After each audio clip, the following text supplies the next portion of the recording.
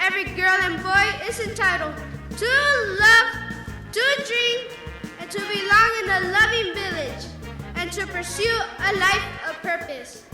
I like you, no doubt about it. You like me, can live without it.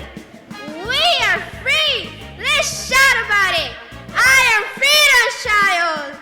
Today was our 38th annual Dr. Martin Luther King Oratorical Festival Finals. And it is a legacy that started with Donald Oliver. He wanted to showcase students' oratorical skills, and he wanted to honor Dr. Martin Luther King as well. Anyone even thinking that life is meaningless and that it will never change needs to know that's not the case. Smile to the hard times and it will pass. The inspiration was to not be negative and try to think positive about it, because mostly I feel like there's a lot of negativity in this world, and like I wanted to put in my poem a lot of positivity to like inspire people to change the world. Our fight is for right and worthy work. Our fight is for life. Our fight is for justice.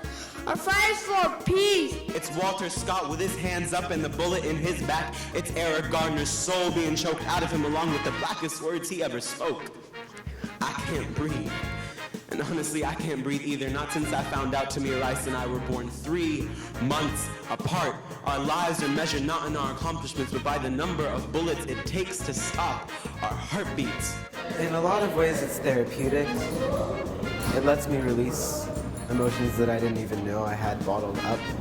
A lot of times when I write and I read it back, sometimes I cry because I didn't realize that I had that in me. And I think poetry is just another form of storytelling that really allows people to talk about their experiences. Did you know the average person spends 4 years of his life looking down at his cell phone? Kinda ironic, ain't it? How these touchscreens can make us lose touch. But it's no wonder in a world filled with iMacs, iPads, and iPhones, so many eyes, so many selfies, and not enough us's and we's, see? It was really powerful, and over the past few months, I found myself like a little bit stuck on my phone, and I was just kind of like, this poem really speaks to me because I realized I need to do what it's saying. I'm always inspired when I see the students here and what they've come up with. I mean, sometimes when you have a whole class on stage, for instance, you know, elementary and middle schools, students, and from the way they enter the stage, from the gestures, the poetic gestures that they use, to if they use staging and stylized movement, to paint pictures and to breathe, you know, life into those words. You are appreciated, you are loved, and though stuff may get tough, you are black enough. Through trials and tribulations, yes, they tested your patience, you never studied for this. They don't get it, but it's your story, so you need to tell it. Black is intelligence. Black is love. Black is power. And there is nothing that I cannot do.